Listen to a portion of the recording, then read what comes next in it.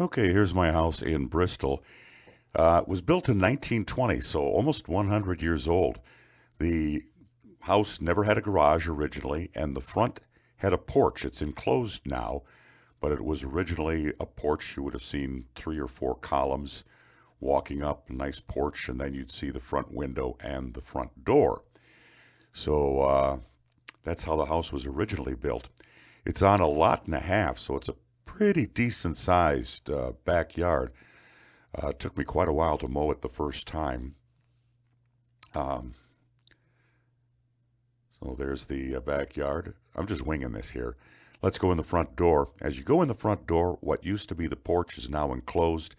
There was the front picture window as you walked into the house, and as you move to the right, you beginning to see the actual door right there that you'd enter the house in. And next to the door, there was actually a window that opened, and it still does, which is kind of cool.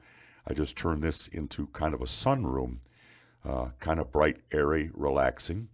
As you go into the door, the living room, there's that picture window. It was all covered up with drapes, valance. You couldn't even see the stained glass. I took all that down. Really came out looking nice, and it looks fabulous when the sun is shining through. So we move to the right. You see the door to the bathroom. The bathroom was added on. Originally, the house had an outhouse. That's the main bedroom right off the living room.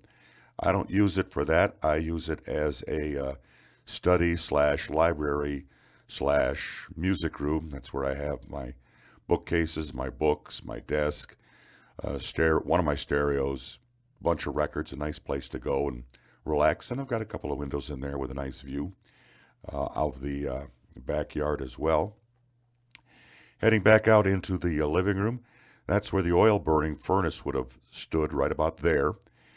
We move on, and this is the dining room, which I just put a bar in because I don't have a dining room table and I would never sit and eat at it anyway. So we keep moving to the right. There would be the front door again and the window, and kind of circled around through the living room there. Spanky followed me everywhere I went while I was taking these pictures. Into the kitchen. I love the cabinetry. Glad they didn't, in the 70s or 80s, decide they were going to cover it all up with Sears new cabinet refinishing. It's white originally, tall. I can barely reach the top cabinets. Door on the right is to the basement. Door on the left goes upstairs to the bedrooms.